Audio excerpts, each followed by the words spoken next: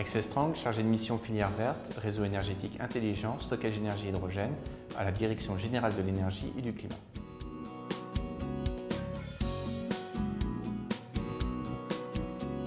Alors on sent qu'aujourd'hui la filière est dans une dynamique très active avec les 16 projets financés par l'ADEME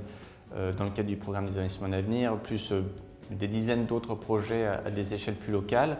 Et on sent qu'on est aujourd'hui au-delà d'une phase de définition technique et on commence à avoir des retours d'expérience terrain de ces projets-là. Donc on sent une effervescence de cette expérience, de cette dynamique de la filière, ce qui se traduit aussi par des questions très ouvertes sur l'avenir du modèle réglementaire, du modèle du système énergétique à venir dans les prochaines années.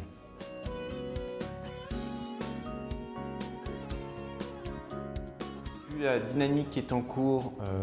donc comme je disais sur les projets de démonstration, il y a aussi une consolidation entre les acteurs.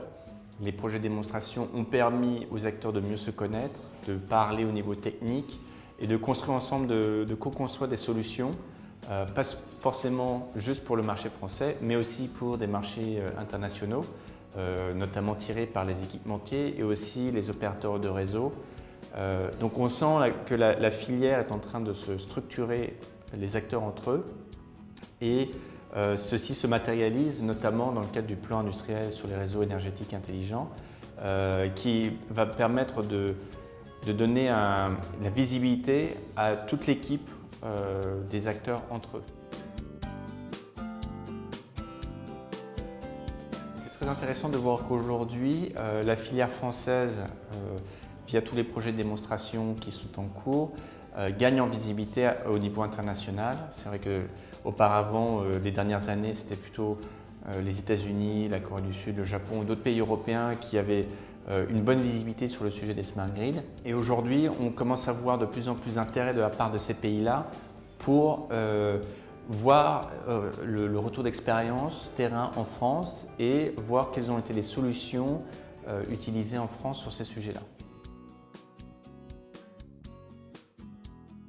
C'est très intéressant aujourd'hui puisque avec tous les échanges entre experts au niveau français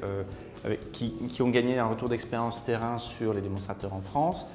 et les experts à l'international qui ont aussi des projets de démonstration qui ont peut-être démarré un peu avant ceux en France, on profite au niveau des administrations de ces échanges pour aussi faire notre propre benchmark sur les modèles réglementaires, les mécanismes de marché qu'on pourrait implémenter dans le cadre de la transition énergétique au niveau français.